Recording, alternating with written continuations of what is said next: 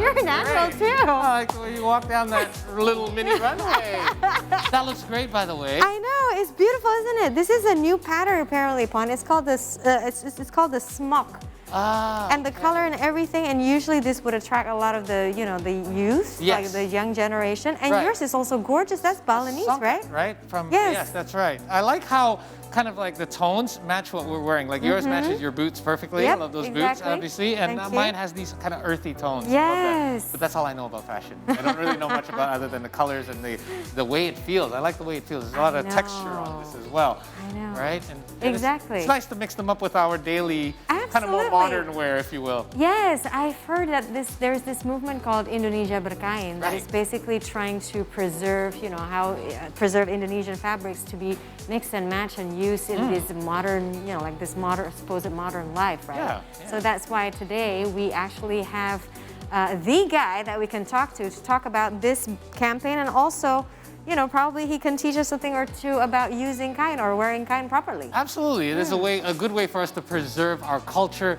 In fact, there's this, what we can do is preserve our culture through our youth and through communities like the one that we're going to talk about today, Remaja Nusantara under Swara Gembira organization. Now, this community itself has created a campaign with the hashtag Indonesia Berkain, and encourages people to wear traditional clothes in our daily lives. Absolutely. Now let's find out about the campaign. We are inviting President Director Rifan Rahman. Good morning, Rifan. Thank you so much for joining us. Come on in. Good morning. Hey. Good morning. By the way, I have to say this on air. I already told him off air. Yeah. I love what he's wearing. Thank you very much. I love that. Thank you very much. Have a It's a seat. pleasure. Have a seat. Thank you for joining us. Oh my God, look at these beautiful fabrics. Yeah. So Rifan, thanks so much. And actually this, Rifan helped me to wear this and also help you, right?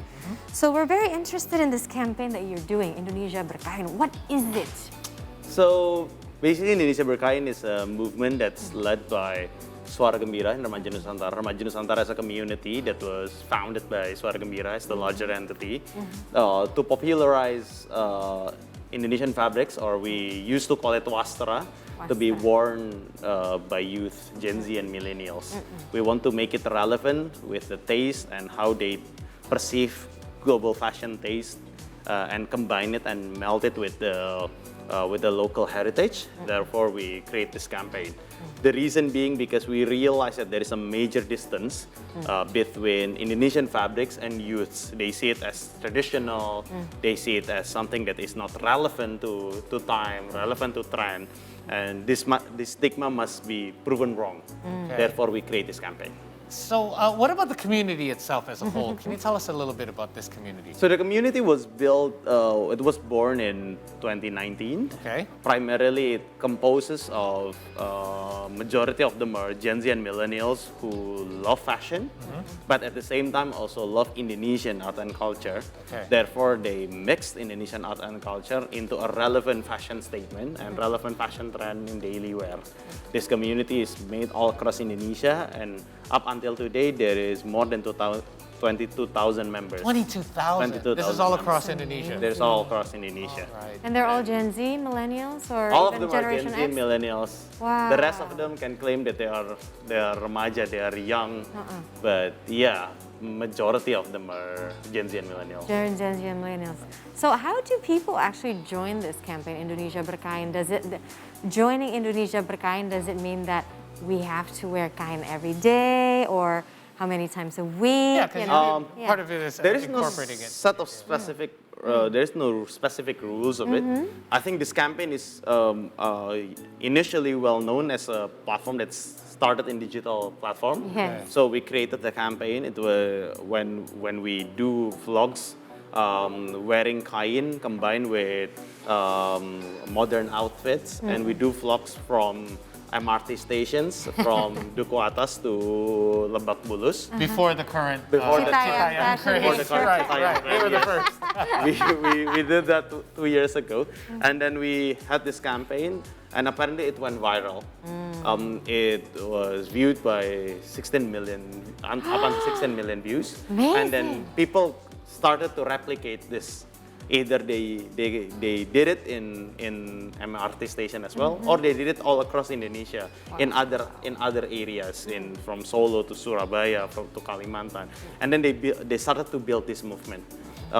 This campaign, the hashtag alone, before Indonesia Berkain, we used to popularize the hashtag of Berkain Gembira and Berkain Bersama, and this campaign was viewed by more than 300 million views in TikTok alone, and became one of the most viral organic campaign made in Indonesia. And I think combination alone, this shows that kain and berkain becomes a trend that's not only relevant among Jakarta or the urban area, but all across Indonesia.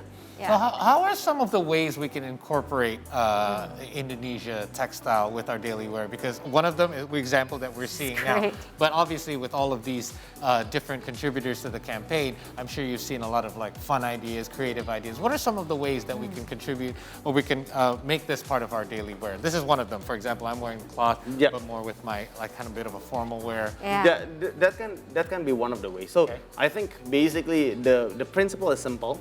We use uncut and unsewn kain, and we combine it with multiple drapery technique that we can use either by our own intuition, or we learn from previous reference, or from Pinterest. From Pinterest, how our ancestors are doing, how many other people invent their own technique of drapery, and combine it with daily wear. I think the principle is simple, because our own ancestor has been showing us that they basically use multiple acculturations for their outfit. For their top, for example, best cup used to be known as bespoke. Surjan is basically surgeon. So basically, it's a traditional outfit from Europe. Many kings or our own ancestors wear it as their outfit, but what they do not leave is they do not wear pants, but rather they keep wearing kain as their lower part of their outfits, and they use their own multiple technique of drapery. I want you to help me dispel a myth that we spoke about a little off air that perhaps you could share to our viewers. Is that one of the stigmas, reasons why I haven't done this is because I don't want to incorrectly wear something. And according to Mas Rifan, this is actually a myth, correct? Yes. There's basically there's a perception, there's an opinion on it, but we beg to disagree on it.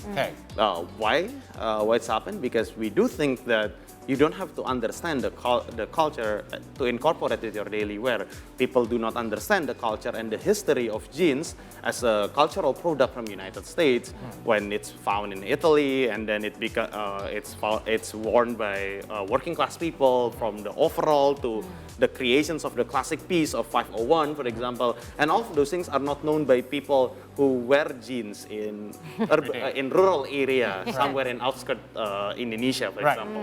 So, but they still wear it because they love it. I think the first principles of this is that we have to love it first. We have to try it out first. Unless we use it in ritualistic purpose, such as in Pura or in Keraton, where there is a set rules that is quite rigid.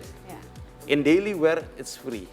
After you like it, after we wear it, after we have curiosity to wear it, then we start to understand and we start to know either the story behind it, the variations of motifs, and etc. And those becomes a very important process to step. If there is a barrier to wear, because you have to understand everything before you wear it, no one will wear it. What can we wear, right? Yes, no one will have the audacity to wear. And if no one has the audacity to wear, then no one will popularize it. And that's correct. Yeah, I think we should need to shake off that particular stigma that don't have to worry about you might offend somebody because this is from a different culture. I actually didn't know that. Yeah, I personally thought that because I was bringing worried. it up. Yeah. No, thanks for bringing it up though. But I completely agree with you, Rifan, about loving it. I truly love all these fabrics at the moment. Yes. And you also mentioned something that I find very interesting because when you mentioned preservation, I always think like, oh yeah, you know, we had so many ancient patterns and ancient fabrics. Does it mean that it's integrating those really, really ancient or traditional fabrics to now? Because sometimes probably the youth now feels like, oh my God, that is like so kuno, So outdated. so outdated. It's Right. like, Yeah. I'm not gonna wear that. So what does preservation mean then? Then preservation is not enough. Because preservation only makes it into an artifact or museum work. What we Right. have to do is to develop, to evolve. Or in our world, the terminology that Swara Gembira is used is to revolutionize. We do a revolution. We do an acceleration to make it relevant. How to make it relevant? Multiple ways. Of course, one of the way, if we become the creators, if we are the artists, we make our own fabrics using the reference and using all the root and the knowledge that we have from our ancestors. Or at least the closest we can do is to do mix and match that is relevant to us. And I think it's possible. People wear many brands from Italy, for example, that use Baroque motifs that is popular in 17th, 18th century, but they can make it fashionable. Right. So if people can wear it, why Indonesian cannot do it? I think it's just a barrier in our mind that believes that a traditional heritage will not be made relevant. But if we do know how to mix and match, if we do know how to combine it, then we can make it relevant. So, and you also mentioned that the pattern has evolved as well. The pattern has evolved. So, if I'm just thinking, if the pattern also changes over time, then there's no real preservation of the old pattern then? Not really, because what's supposed to be understood is that there is a general principle and general roots of it. For example, the traditional motifs known in Java, for example, the core principle is the sacred geometry.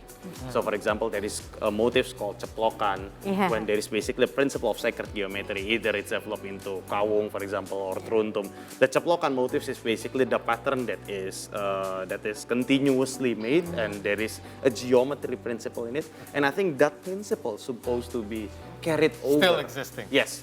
So there is a roots principle of it. Right. In lereng or parang, for example, when there like is a this one. diagonal sacred geometry of it, we should learn how to understand the sacred geometry of this diagonal principle, but we develop it into a new design, or we develop it into a new development that is new and relevant to 22nd century. So basically, the principle is still intact. We can maintain the roots without necessarily leaving it, but we know how to develop it. And you talk about drapery as well. That what we preserve is actually the drapery as well. What do you mean by that? So yeah, as I've been telling to many people, the core principles of Indonesian fashions is not only about the motifs, but rather the drapery technique that is so rich, that is so large across Indonesia, from Sabang to Merauke, and drapery technique is basically the core principle of Indonesian fashion. Our ancestor has been showing that they can still wear kain with so many technique, combined with a modern, at that time, modern outfit and global outfit, such as best cup, such as surgeon, such as leather shoes. All of those are the imported goods in a way. It's a process of acculturation, but the drapery technique that they wear is something that they keep wearing. Many Indonesians at that time, general populations of them, even wear basically the non something which has no motifs. They wear it with the indigo or navy color, because at that time tarum flower is very famous across Java in all the forest. So they wear it as a natural coloring to make their own fabrics, and they use it without motifs. So basically, motifs is important, but motifs is not the only core principles of Indonesian fabrics. The principle of Indonesian fabrics relies so much on variations of drapery techniques that can be combined across time. Okay. So this is one example, right? Yes. What are some of the different ways, if you wouldn't mind showing? Like this is obviously one great way to. Yes, Yeah, no worry. I can help. All right. So basically, this technique, it's called technique with wiru or wiron. Okay. Wiru is commonly known to symbolizes male's masculinity. Okay. At that particular like time that. of history. Yeah. Okay.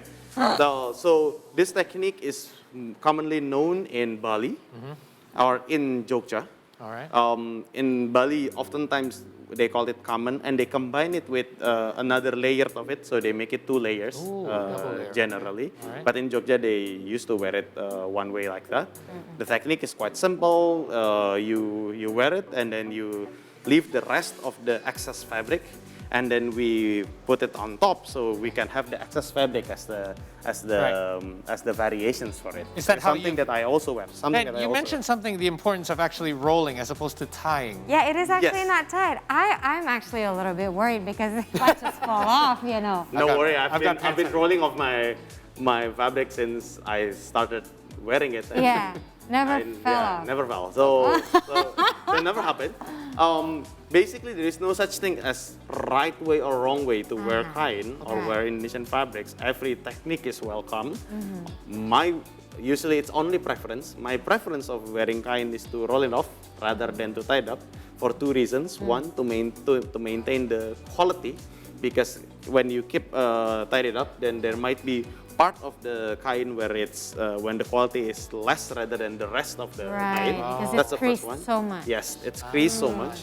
But secondly is that when you roll off, you can control the silhouettes and you can adjust it easily. For example, as what Paul is wearing right now, if you want to make the silhouettes to be a lot slimmer, what we need to do is just to focus on the center point of the rolling off.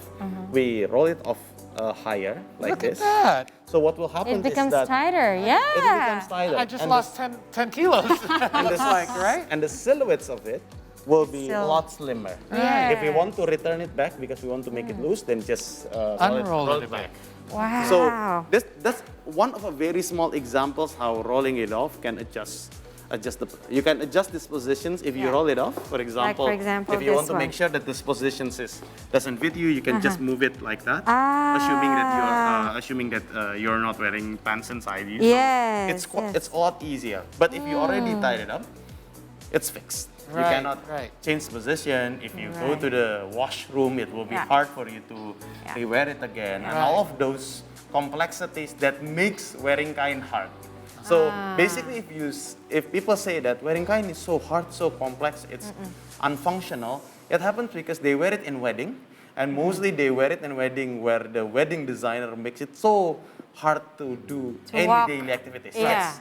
to If you walk. do it like this technique that I use with the asymmetry of it, look if at you this. move your feet up front, it It's will actually return absolutely back fine. to normal.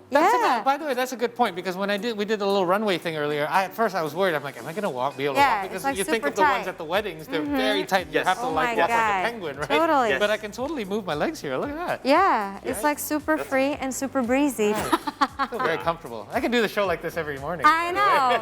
Why don't we start doing that at least once a week? Well, right? well, yeah, for During Fridays. Come Day, there's like, or Wednesday or Thursday. Kain Thursday, so that way you're here for it. Kain By Thursday. the way, real quick, you guys, your community recently held an event. Can you tell us a little bit about it? There are multiple events. We basically do events almost once in a week, but we have big Nice. events in once in a month. Okay. There is a closest event that we have in Pos Blok Jakarta this weekend. By the way. Nice. We call it Pasar Wasra Ngelapak, so it's an activity where people can purchase kain with affordable price. perfect. Yeah, Created by exactly. us, so we assure you the quality and the taste will be relevant among youths. Nice. There is some entertainment with DJs playing Indonesian songs Lovely. Cool. from time to time, so it will be fun event.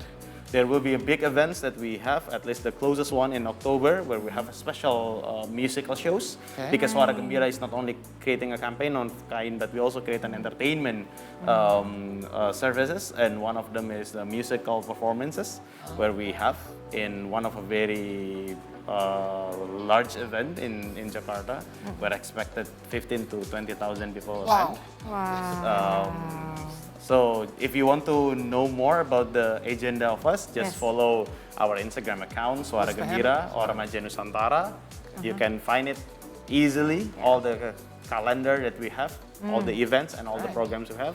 And yeah, please enjoy all the enjoyment that we have in Indonesia. Wow. So the location for the Pasar Wasra was? The closest one will be in Post Block, Jakarta. Oh, Post Block. All right. It's in central Jakarta. Well, expect us. I'll drop by. Family, yeah, a little bit of fun for the It weekend. would be so cool. My wife loves picking up cloths. She's the one who buys all the cloths for me whenever I go to Bali. Like, you're gonna go to the beach, you don't need just wear your bathing suit and then wear this cloth over top. She's the one who's always wrapping cloths. Oh my gosh, she's gonna love it. She's gonna be so excited about this. Well, thank you so much, Rifan. Oh, my pleasure. It's been great. Yeah. It's been enlightening, really. It's like Giving me more confidence to wear traditional. exactly because it's like it's really cool on you.